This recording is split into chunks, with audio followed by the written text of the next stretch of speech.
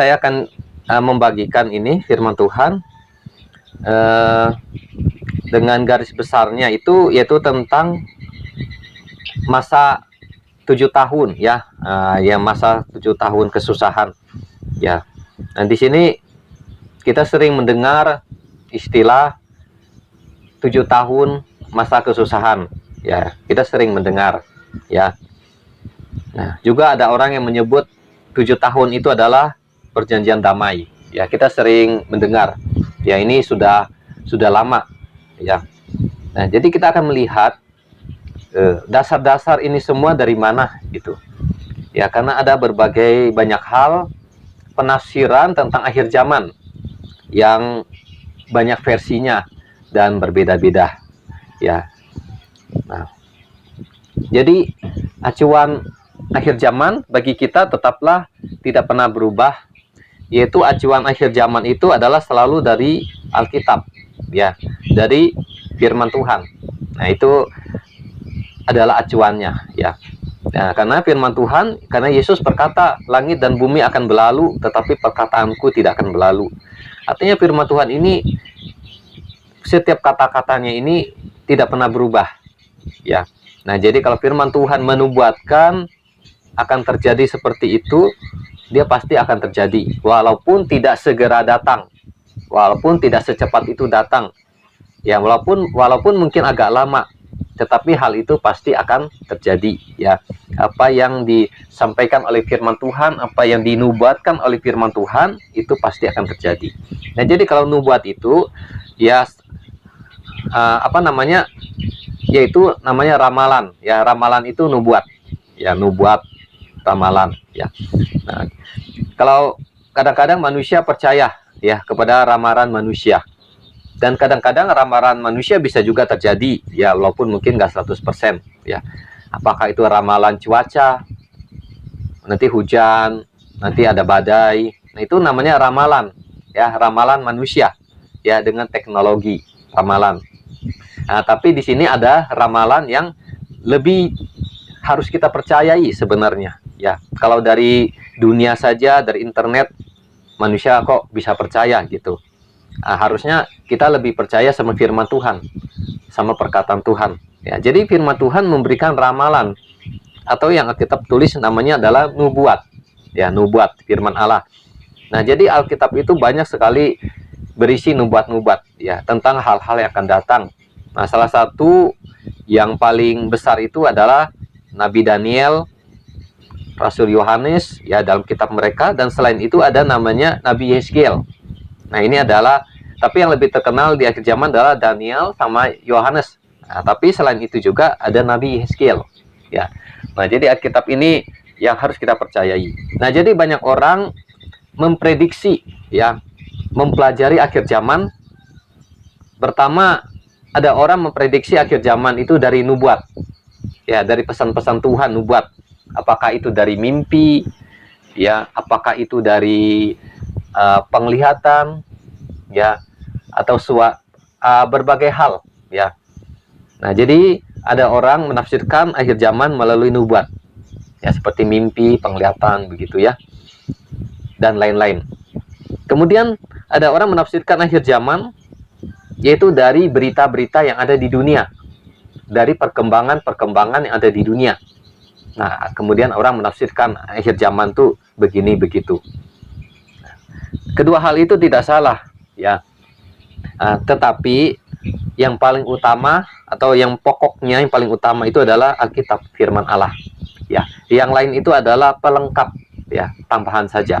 Tetapi yang paling utama itu adalah firman Tuhan, Alkitab ya, sebagai dasar bagi gereja Tuhan untuk belajar tentang akhir zaman, untuk mengetahui tentang akhir zaman.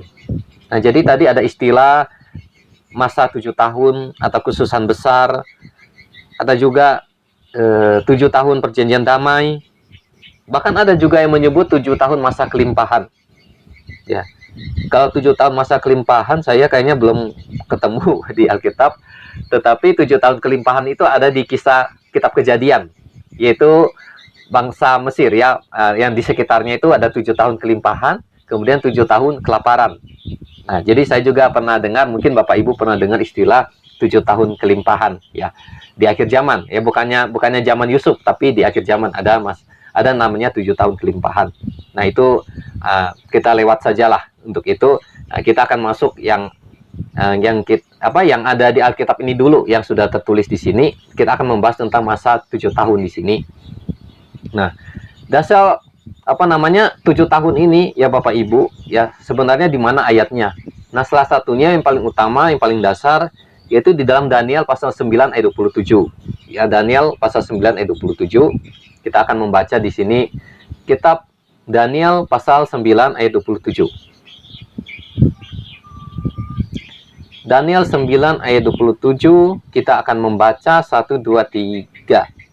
Raja itu akan membuat perjanjian itu menjadi berat bagi banyak orang selama 1 kali 7 masa. Pada pertengahan 7 masa itu, ia akan menghentikan korban sembelihan dan korban santapan.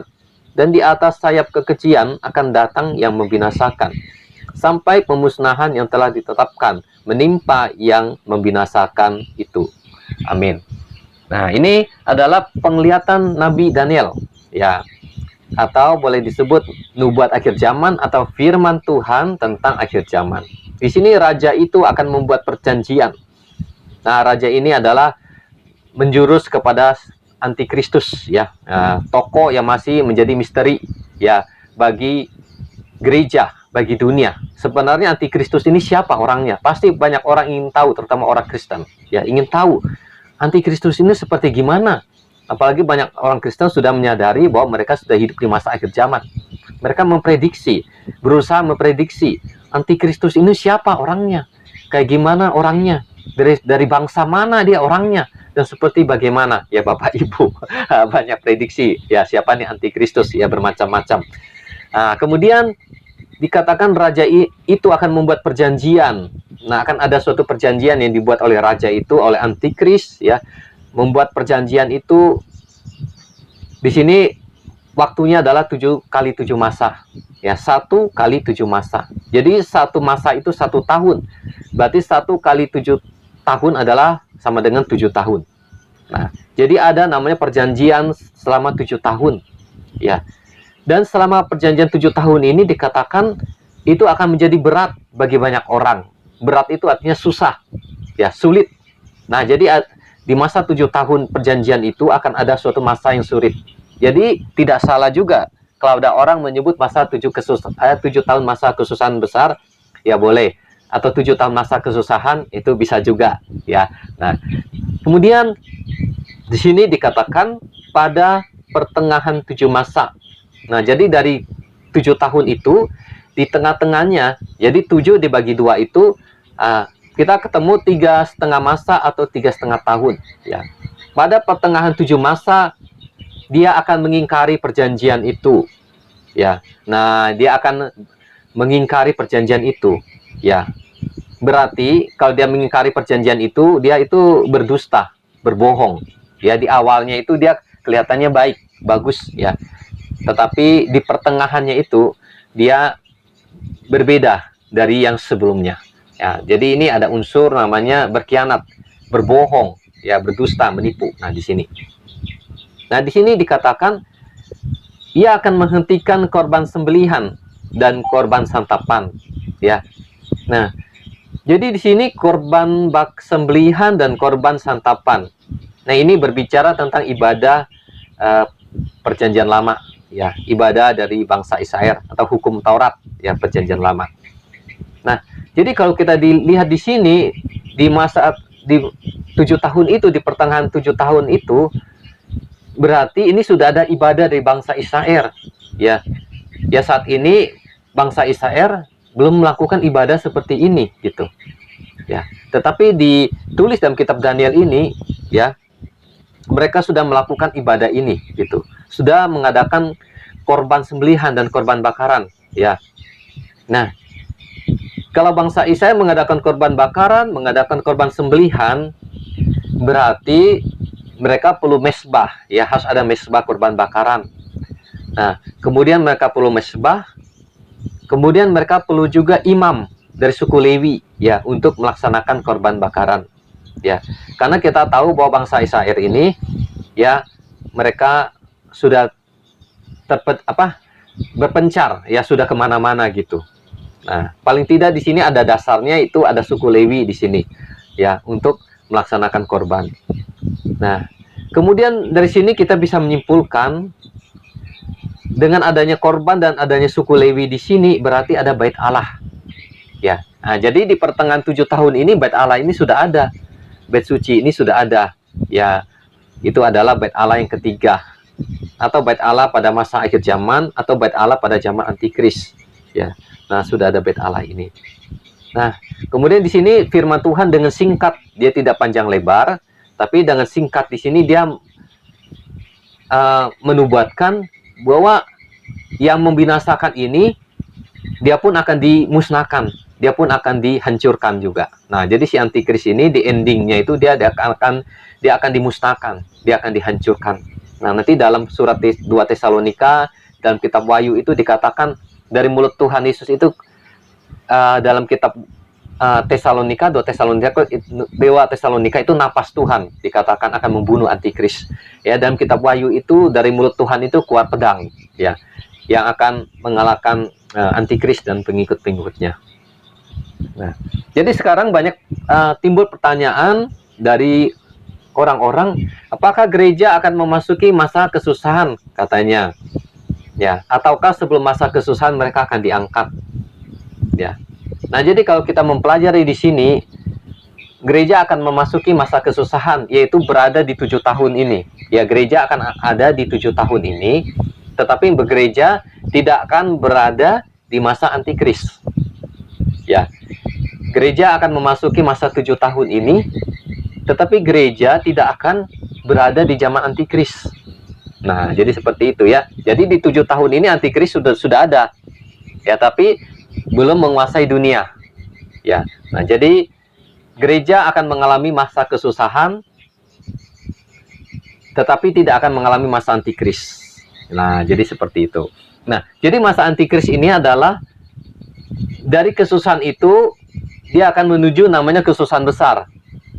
Jadi Bapak Ibu, sebenarnya sebelum kita masuk ke masa kesusahan 7 tahun, sebenarnya kita juga kalau kita renungkan dalam hidup kita di hari-hari ini, kita sudah banyak mengalami kesusahan sebenarnya. Jadi kita nggak perlu takut kesusahan, bingung sama kesusahan. Karena sebelum kita memasuki ini 7 tahun masa kesusahan, gereja itu sudah mengalami kesusahan, sudah mengalami pencobaan, sudah mengalami berbagai hal dalam hidupnya ini gitu. Jadi sebenarnya kita nggak usah terlalu bingung, nggak terlalu susah ya, karena untuk gereja memasuki masa 7 tahun kesusahan ini. Cuma syukurnya bagi gereja tidak memasuki zaman antikris.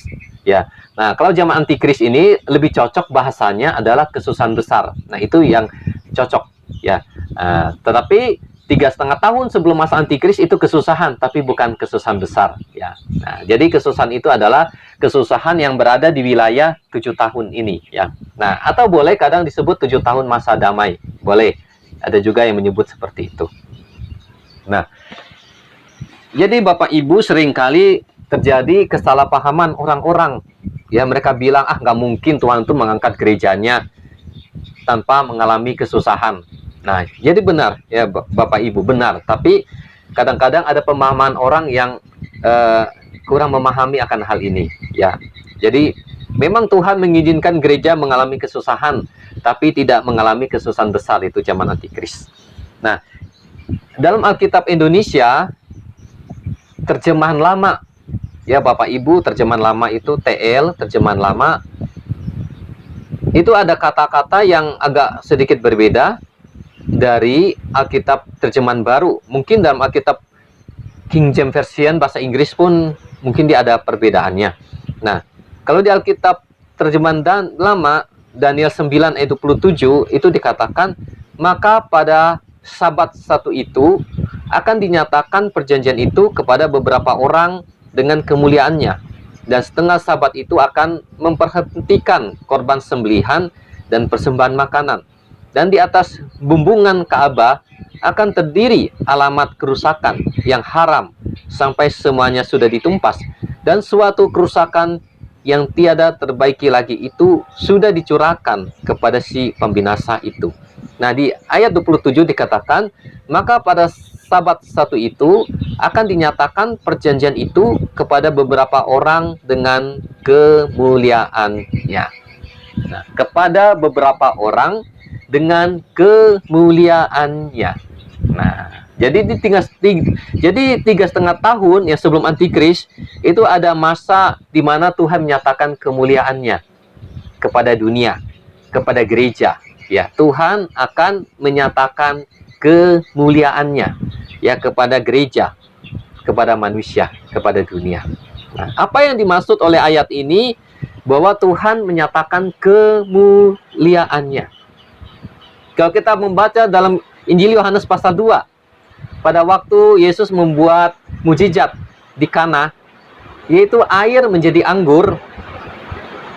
Nah, jadi ini ada gerimis ya Bu, ada hujan. Saya nggak tahu apakah ini mengganggu, karena di tempat saya ini ada gerimis, ada hujan, ini bunyi, ada bunyi. Ya mungkin saya agak keras suaranya. Nah, jadi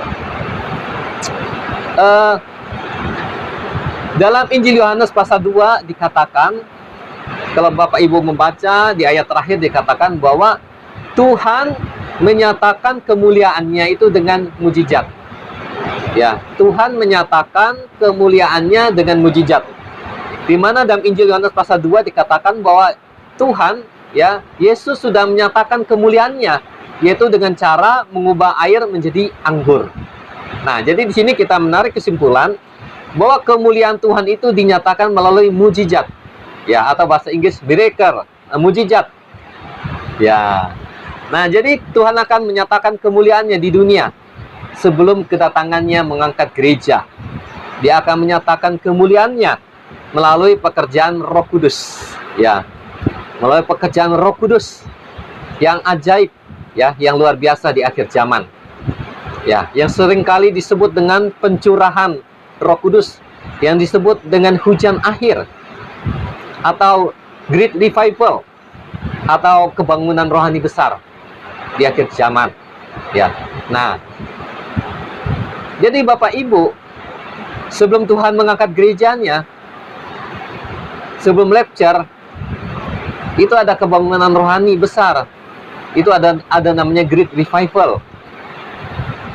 Nah, sekarang menjadi pertanyaan Bapak Ibu, kita semua di sini, sudahkah ada Great Revival saat ini di dunia atau di negara kita, di bangsa kita? Sudahkah ada Great Revival? Sudahkah ada kebangunan rohani yang besar? Ya, kalau saya lihat belum ada kebangunan rohani yang besar, Bapak Ibu. Ya, memang sudah ada kebangunan rohani, tapi belum disebut kebangunan rohani yang besar, ya Bapak Ibu. Belum masuk yang kalau bahasa Inggris disebut Great Revival, belum, Bapak Ibu. Ya. Nah, tetapi revival kebangunan rohani yang ada saat ini, Bapak Ibu, nanti dia akan menuju kepada Great Revival, ya, kebangunan rohani yang besar. Nanti di kebangunan rohani yang besar itu, Bapak Ibu akan sampai ke jalan-jalan. Dia akan sampai ke jalan-jalan, sampai ke rumah sakit. Dia bukan hanya di gereja saja, di bangunan gereja.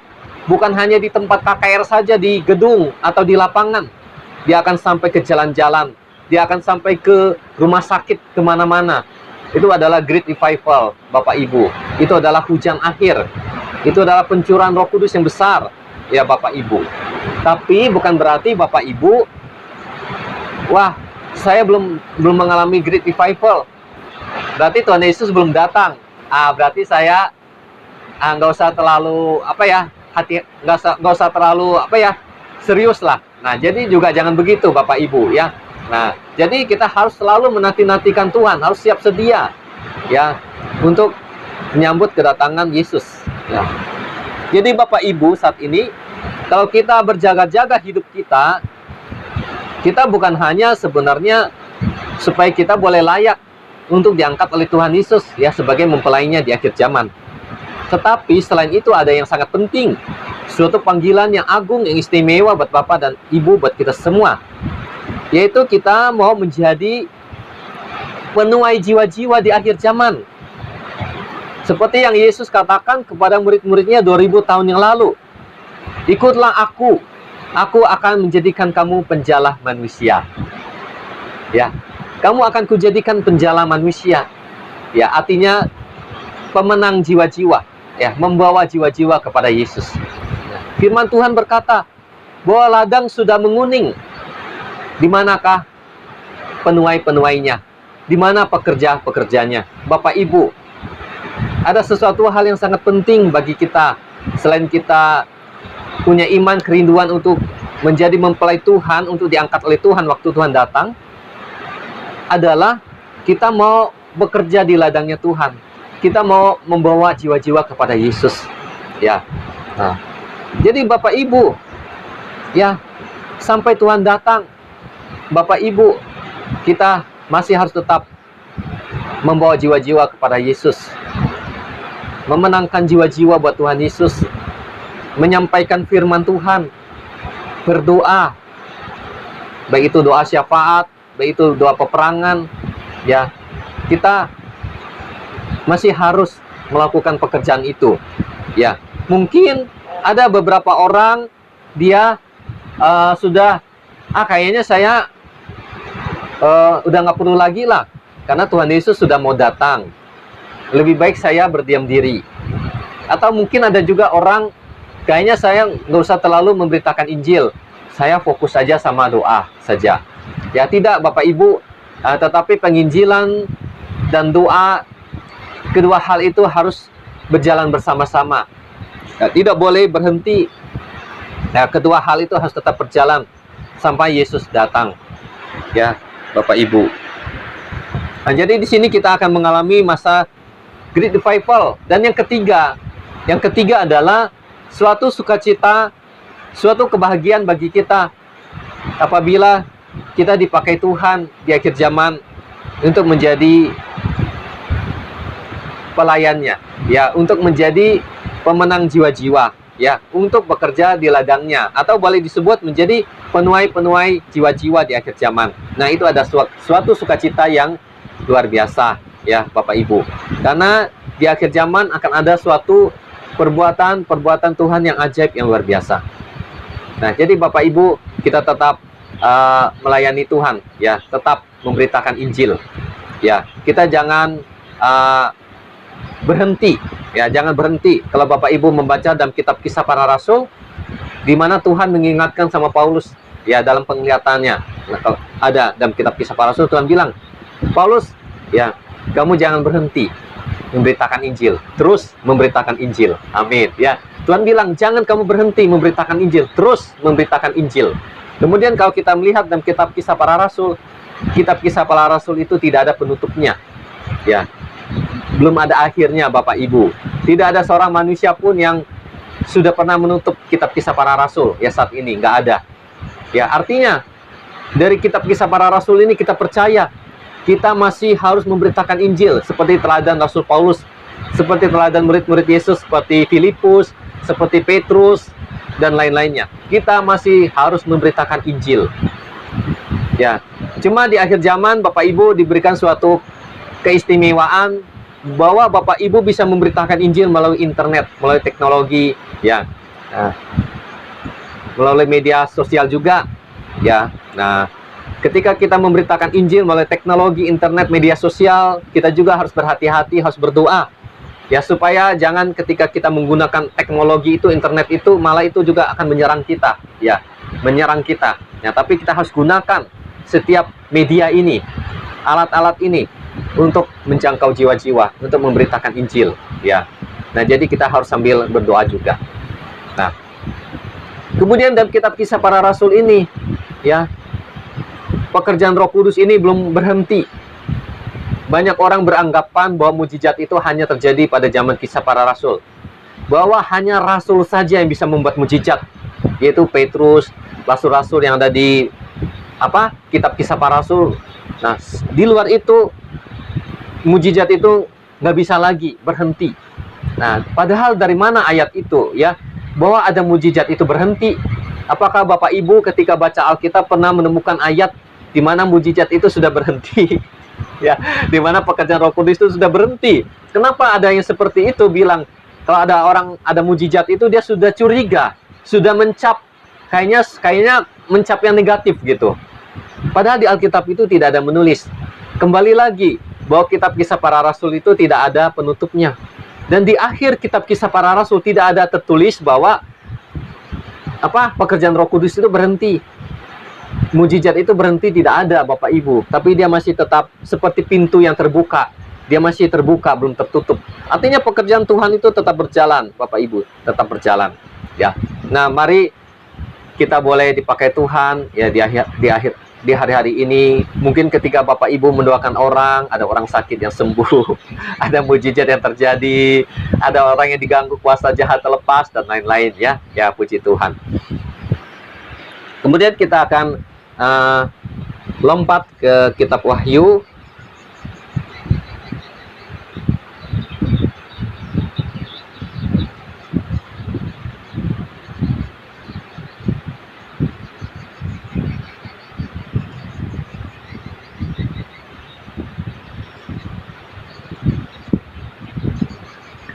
Kalau Bapak Ibu perhatikan kitab Wahyu ini dia itu disusun berurutan Bapak Ibu.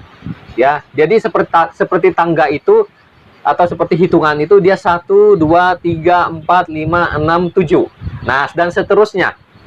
Jadi dia tidak 1 kemudian 7, kemudian 7 3 3 4 itu 10 turun lagi ke 2. Jadi kitab Wahyu itu tidak seperti itu Bapak Ibu. Dari pasal yang pertama sampai pasal yang terakhir, dia itu seperti tangga berurutan, ya, berurutan. Tahunnya pun berurutan, ya, waktunya berurutan. Nah, jadi itu salah satu patokan ketika kita memahami kitab Wahyu, ya. Jadi dia tidak lompat, tidak acak-acak, ya, tapi dia berurutan. Nah, nanti Bapak Ibu bisa menentukan lecture itu ada atau tidak, atau di mana lecture itu berada. Nah, kalau kita membaca dalam kitab Wahyu pasal 12, Bapak Ibu buka aja Wahyu pasal 12, mungkin kita nggak baca. Nah, Wahyu pasal 12. Nah, di Wahyu pasal 12 ini sudah berbicara bahwa gereja itu akan diangkat oleh Tuhan, akan disingkirkan. Di Wahyu pasal 12. Nah, ini banyak ya ayat-ayatnya ini. Dibawa ke padang gurun, ya, dan seterusnya nih di sini. Kemudian tentang kekalahan iblis di langit, ya. Kekalahan iblis di langit dan dia turun ke bumi, ya, dibuang ke bumi. Nah, itu di akhir zaman. Ya. Nah, kemudian kita langsung lompat ke Wahyu 13. Nah, Wahyu pasal 13. Nah, sesudah perempuan itu diangkat, disingkirkan ke padang gurun di Wahyu pasal 13, maka barulah muncul antikris. Yang digambarkan itu dia muncul dari laut. Ya, dia muncul dari laut di sini. Ya. Nah, kemudian di sini dikatakan bahwa antikris ini di Wahyu pasal 13 dia diberikan waktu oleh Tuhan itu hanya ayat 5. Wahyu pasal 13 ayat 5. Wahyu 13 ayat 5. Kita akan baca 1 2 3. Dan kepada binatang itu diberikan mulut yang penuh kesombongan dan hujat. Kepadanya diberikan juga kuasa untuk melakukannya 42 bulan lamanya. Nah, jadi masa antikristus Alkitab nggak menulis dia 7 tahun, Bapak Ibu. Ya, nggak ada disebut 7 tahun. Nah, kalau 7 tahun berarti 42 bulan tambah 40 berarti 84 bulan. Itu adalah 7 tahun. Ya. Kalau 7 tahun itu 84 bulan. Tapi Alkitab hanya menulis 42 bulan. Itu 3,5 tahun. Nah, jadi Bapak Ibu kita jangan juga bingung ya, karena patokan dasar kita adalah Alkitab, firman Tuhan atau Bible, firman Tuhan ya. Nah, jadi sesudah pengangkatan gereja ini, perempuan ini pergi, maka Wahyu pasal 13 menulis muncullah antikris dan waktunya adalah 42 bulan atau 3,5 tahun. Nah, kalau kita hubungkan tadi Bapak Ibu dengan Daniel 9 ayat 27, kira-kira menurut Bapak Ibu cocok nggak? Daniel 9 ayat 27 tadi, cocok nggak? Cocok ya, saya rasa ya. Nah, karena tadi Daniel 9 ayat 27 dikatakan di pertengahan 7 tahun siapa? Dia akan mengingkari perjanjian itu ya. Dia akan menghentikan ibadah di bait suci ya. Nah, cocok Bapak Ibu. Nah, di Wahyu 13 dikatakan antikris itu 42 bulan. Jadi Bapak Ibu nggak perlu takut. Karena Alkitab jelas-jelas menulis pribadi antikris itu akan menyatakan dirinya menguasai di dunia itu 42 bulan, 3,5 tahun, Bapak Ibu. Tetapi ya kabar baiknya buat Bapak Ibu, buat kita semua, gereja yang sesungguhnya sudah tidak memasuki zaman antikris. Ya, mereka sudah dibawa ke padang gurun. Ya, kadang orang menafsirkan padang gurun itu, sering orang menafsirkan padang gurun itu dengan pengertian jasmani.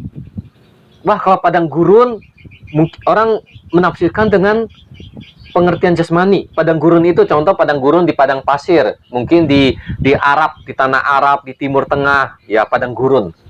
Nah, seringkali orang menafsirkan itu secara jasmani.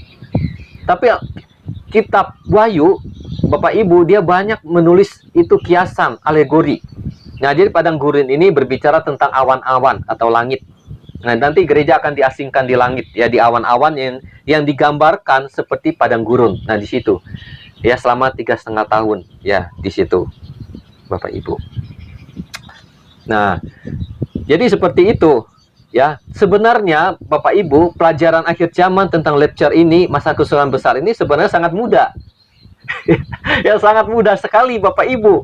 Tapi kadang-kadang orang sampai dia bingung, ya, sampai dia menafsirkannya boleh disebut kayaknya melenceng ya dari maksud Alkitab itu, ya Bapak Ibu. Nah, dia di sini dikatakan antikristus itu dia hanya 42 bulan, hanya 3,5 tahun saja.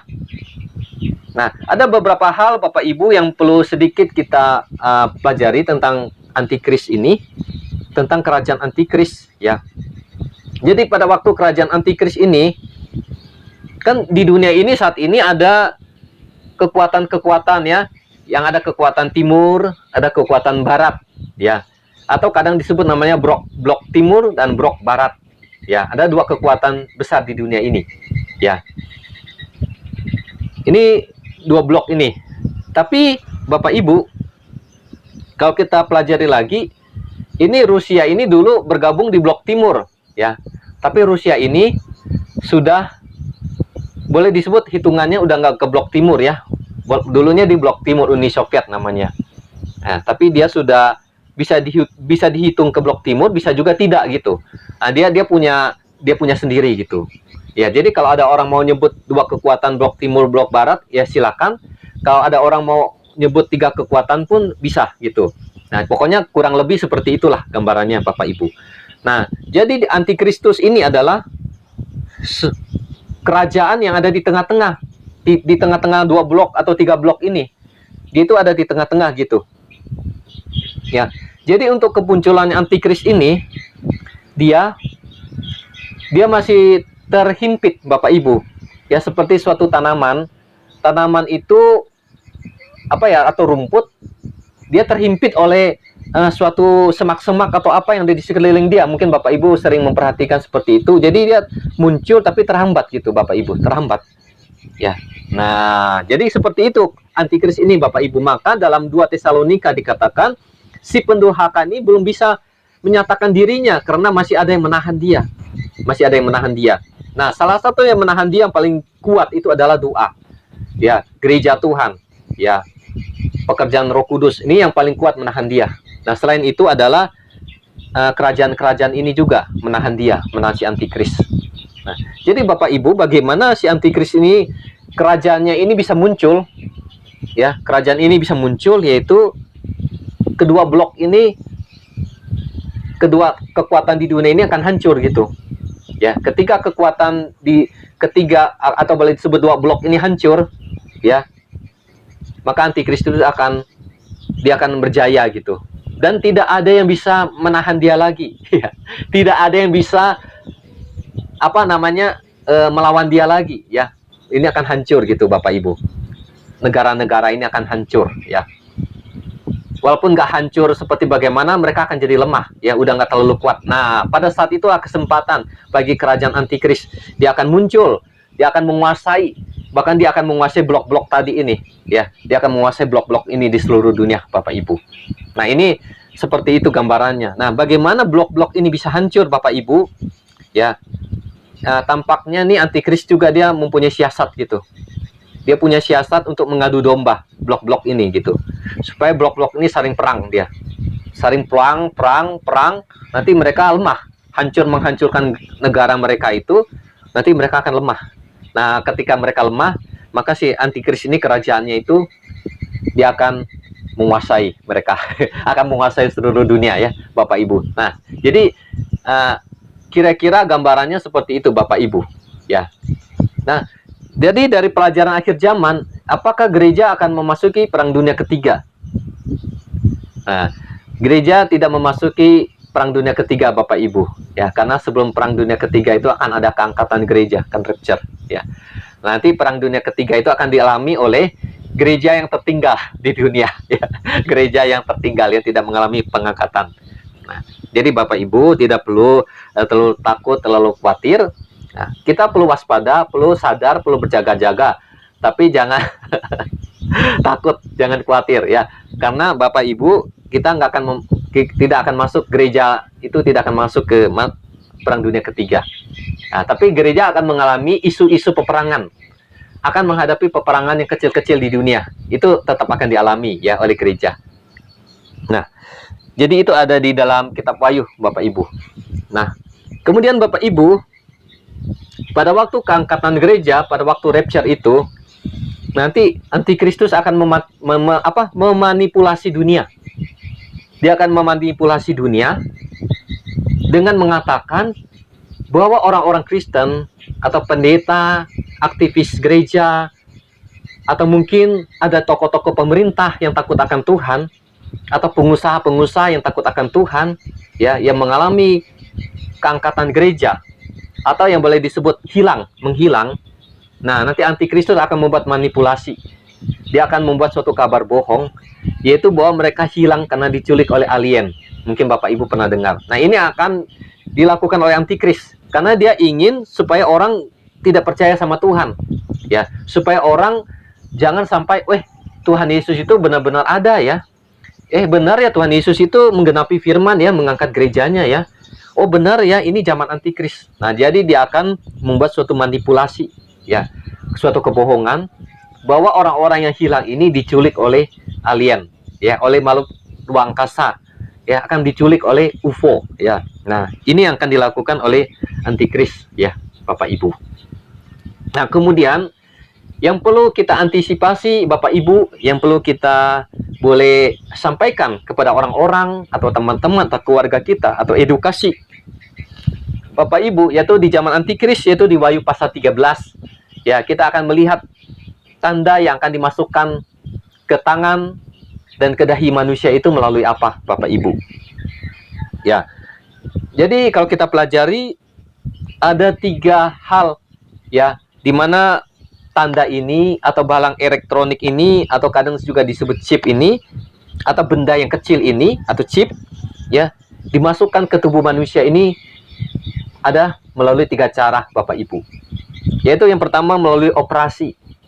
Ya, operasi ini ada 2 macam, operasi ringan, operasi kecil, dan ada operasi besar.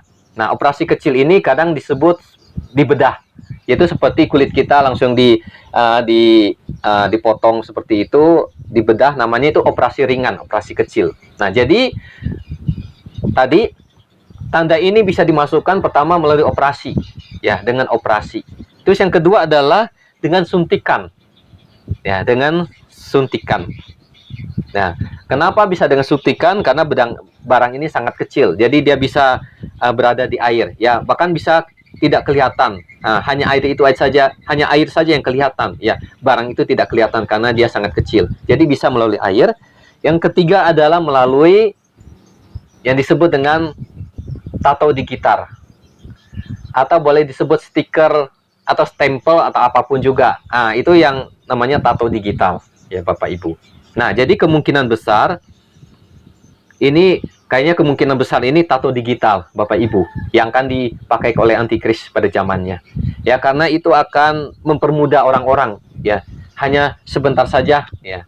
Orang tidak mengalami sakit, tidak perlu takut dibedah. Kadang-kadang kan orang takut operasi. Bahkan bukan hanya takut operasi, ada orang takut disuntik. Ya, ada orang takut disuntik, lihat jarum suntik dia udah takut gitu.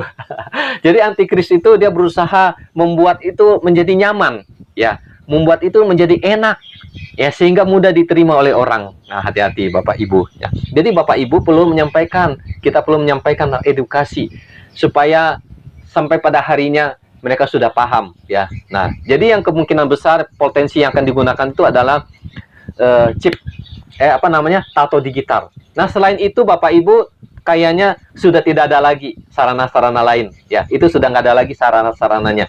Hanya itu aja, 3 sarana. Hanya itu aja yang perlu diwaspadai oleh gereja di akhir zaman, ya. Nah, kalau gereja udah ketemu seperti itu, waspada. Nah, terutama stikel atau tato digital, Bapak Ibu. Dalam kitab Imamat itu dilarang kita itu untuk merajah, untuk membuat tato, baik itu tulisan, baik itu gambar, bahkan salib pun nggak boleh. Oh, saya nggak, tato saya hanya salib aja Yesus, tetap nggak boleh, katanya nggak boleh ditato, ya. Nah, jadi stiker ini juga hitungannya masuk ke tato digital, Bapak Ibu. Tato elektronik, tato digital, malah itu yang lebih berbahaya lagi. Nah, ini perlu kita sampaikan, kita perlu waspadai. Nah, jadi itu, ya, bukan hanya buat orang besar, bukan hanya buat orang dewasa, bukan hanya buat orang tua saja, tapi sampai kepada anak-anak. Kalau Bapak Ibu perhatikan dalam Wahyu pasal 13 itu sampai kepada anak-anak, sampai kepada anak-anak kecil. Artinya kalau dia sampai kepada anak-anak, artinya dia juga akan sampai kepada sekolah. Dia akan sampai ke posyandu. Kalau di Indonesia ada namanya posyandu untuk ibu-ibu yang melahirkan, buat anak-anaknya masih kecil, itu posyandu, ya. Posyandu, atau boleh kita sebut puskesmas atau rumah sakit. Nah, dia akan sampai ke situ, Bapak Ibu, ya. Barang ini akan sampai ke situ, ya. Tetapi barang itu akan sampai, dia akan sampai, ya, dengan sesuatu yang kelihatannya baik, sesuatu yang kelihatannya untuk kesehatan, untuk kemudahan manusia, ya, untuk kenyamanan manusia, ya. Nah, kalau kita berbicara tentang kenyamanan, maka di sini dibilang orang yang tidak memakai tanda ini tidak bisa membeli, tidak bisa menjual. Nah, ini berbicara kenyamanan, kemudahan, ya. Ini yang ditawarkan, ya, oleh antikris, ya, kepada manusia, ya, yaitu adalah hal-hal yang baik, hal-hal yang nyaman, Bapak Ibu. Tetapi di balik itu semua, ya, adalah sesuatu yang sangat berbahaya. Sesuatu yang akan membunuh manusia. Bukan hanya membunuh tubuh dia, tapi membunuh jiwa dan rohnya. Nah, ini bahayanya tanda binatang, tanda antikris. Karena tanda antikris ini bukan hanya membunuh tubuh manusia, tapi dia juga membunuh jiwa manusia, dan dia juga membunuh roh manusia. Tiga-tiganya dibunuh, Bapak Ibu. Ya, tiga-tiganya dibunuh. Kalau manusia hari ini diracun, atau mungkin ada orang Kristen atau penginjil, ya, ketika dia memberitakan Injil dia diracun, kemudian dia tiba-tiba mati. Nah, racun itu hanya membunuh kepada tubuh fisik, tidak membunuh jiwanya, tidak membunuh rohnya. Tetapi tanda binatang, tanda antikris ini, dia membunuh tubuh jasmani, dia membunuh jiwa, dia membunuh roh manusia. Semuanya dibunuh, Bapak Ibu. Semuanya dikuasai oleh antikris, semuanya dikendalikan oleh dia. Maka dalam kitab Wahyu itu dilarang menerima tanda binatang ini. Nah, jadi Bapak Ibu, kita kembali di awal tadi. Ini juga menjadi tugas saya dan Bapak Ibu, bahwa kita harus memberitakan Injil, memberitakan tentang akhir zaman, memberitakan tentang pekerjaan antikris, memberitakan juga tentang tanda binatang ini, Bapak Ibu. Ya, supaya melalui pelayanan Bapak Ibu kita, banyak orang yang akan terhindar, ya. Banyak orang yang akan selamat, banyak orang akan masuk kerajaan surga. Amin ya Bapak Ibu. Nah, jadi itulah yang dilakukan oleh antikris yang perlu kita waspadai, Bapak Ibu, ya. Jadi kalau kita perhatikan di dunia, ya Bapak Ibu, kita sering menggunakan internet atau browser Chrome, ya. Sering orang menyebut Chrome itu, ya, terbentuk dari angka 6 3 kali, ya. Nah, sering disebut juga tanda antikris, atau mungkin juga disebut pekerjaan antikris. Nah, Kadang ada orang bertanya sama saya, Bapak Ibu, ya, tanda 666, ya. Tanda 66 ini emangnya tanda antikris? Emangnya ini tanda setan? Masa kayaknya kita tuh memvonis, kayaknya kita menghakim kalau tanda 666 itu adalah tanda antikris atau tanda setan. Ya, Bapak Ibu, ya, mau tidak mau 666 ini adalah tanda setan, tanda antikris. Ini ada ditulis dalam Wahyu pasal 13 ayat 10, ya. Bukan ayat 10 di sini, Mah, ya. Ayat Wahyu pasal 13 di sini ada ditulis di sini ayat yang ke-18, ya. Ayat 18 yaitu 666, ya. Tiga kali angka 6 atau triple six, ya, triple six, dalam bahasa Inggris. Nah, jadi saya akan memberikan contoh Bapak Ibu dalam kehidupan di dunia. Nah, kalau di Indonesia kan atau di dunia itu ada namanya lisensi atau hak paten, ya, lisensi atau hak paten. Nah, contoh aja kita anggap kita hitungannya Samsung aja. Itu lisensi atau hak paten itu Samsung. Jadi kalau Samsung, merek Samsung itu pasti kepunyaan Samsung dari Korea Selatan. Biarpun dia di Indonesia, dia bikin atau di mana-mana, kalau dia pakai lisensi paten itu Samsung, tetap itu pasti itu Samsung yang di Korea Selatan. Nah, itu untuk lisensi Bapak Ibu yang ada di dunia. Nah, jadi ada lisensi yang lebih kuat hukumnya lagi. Itu adalah lisensi yang ada di dunia roh atau yang ada di Alkitab. Nah, apa lisensinya? Lisensinya adalah buat tanda setan, tanda iblis, tanda antikristus adalah 666. Ya. Jadi tidak ada orang yang bisa 666 ini adalah angka saya lah, pokok saya gitu. Atau hobi saya, kesenangan saya. Saya mau pakai 666. Itu kan hak saya. Nah, jadi kalau sekarang tiba-tiba di Kalimantan ada orang pakai nama Samsung, ya, tapi bukan Samsung yang Korea, tapi Samsung Kalimantan, ya, tiba-tiba saya lah gitu, saya bikin Samsung gitu, namanya nama Samsung, tapi maksud saya Samsung bukan Samsung Korea. Wah, itu saya pasti akan berhadapan dengan hukum, ya, karena saya sembarangan memakai nama gitu, ya. Saya bisa, tapi jangan Samsung, umpama Samsung pakai K gitu, Samsung, ya, atau pakai P, Samsung, ya, gitu kan, nggak boleh Samsung, karena ini sudah milik orang gitu, punya perusahaan orang. Nah, jadi angka 66 mau tidak mau itu memang harus diakui itu adalah angka iblis, angka setan, karena iblis dari dulu sudah pakai barang ini, nggak bisa orang itu pakai, ini saya pakai, nggak bisa. Nah, kalau orang pakai tanda itu hati-hati, karena dia pakai barang setan. Karena setan udah dulu membuat lisensinya. Kalau dia pakai itu hati-hati, kalau setan merasuki dia, bukan salah setan, kan kamu pakai tanda dia. Kalau sekarang saya pakai kata Samsung, tapi bukan Samsung, kalau saya dihukum, diadili, itu nggak apa-apa, karena hak mereka. Nah, jadi kalau orang pakai tanda ini, setan mengganggu dia, atau apa namanya, merasuki dia, itu udah hak setan. Nah, jadi angka 666 mau tidak mau harus diakui itu adalah angka iblis, angka setan, angka antikris, ya. Jadi tidak ada tawar-menawar. Jadi jangan sampai ada orang Kristen melawan. Orang Kristen melawan kalau angka 66 ini bukan angka setan, bukan angka iblis, ya. Jadi itu seperti itu. Ya, karena kemarin ada orang bertanya sama saya, dia seperti itu, dan saya berikan penjelasan sama dia seperti itu. Ya. Nah, jadi Bapak Ibu, angka 66 ini sudah bekerja di dunia. Sistem antikris sudah bekerja di dunia, ya. Di dalam 2 Tesalonika, di dalam 1 Yohanes itu dikatakan roh 1 Yohanes, roh antikris, ya, sudah bekerja di dunia. Nah, roh antikris ini berbicara sistem, aturan, ya. Sistem antikris sudah berbicara seperti tadi Chrome, ya. Saya nggak menyebut itu antikris, cuma saya hanya sebut apa namanya, ya, saya istilahkan atau gambarkan. Artinya apa? Sistem antikris, ya, sudah berada di dunia, sudah hampir menguasai seluruh dunia, karena banyak orang di dunia contoh pakai Chrome, ya, pakai internet kan. Artinya sistem antikris ini sudah hampir menguasai seluruh dunia, ya, entah 60%, 70 atau berapa nggak tahu. Nah, jadi seperti itu Bapak Ibu. Artinya Bapak Ibu, saya dan saudara hidup di masa-masa akhir zaman, ya. hidup di masa kedatangan Yesus. Tapi selain itu Bapak Ibu juga harus ada sukacita, harus punya iman. Hidup juga di masa Great Revival, hidup di masa hujan akhir. Amin. Bapak Ibu, puji Tuhan lah kalau kita melihat nanti akan ada Great Revival. Ada orang-orang di jalan-jalan tiba-tiba disembuhkan. Orang jalan di jalan sembuh, lompat ya, yang lumpuh. Wah, itu Great Revival Bapak Ibu ya. Di jalan-jalan akan ada kesembuhan mujizat. Di rumah sakit ada kesembuhan mujizat. Kiranya Bapak Ibu kita semua yang ada di sini boleh dipakai Tuhan ya dalam Great Revival, dalam kebangunan rohani besar di akhir zaman. Nah, demikian yang bisa saya sampaikan. Tuhan Yesus memberkati. Amin.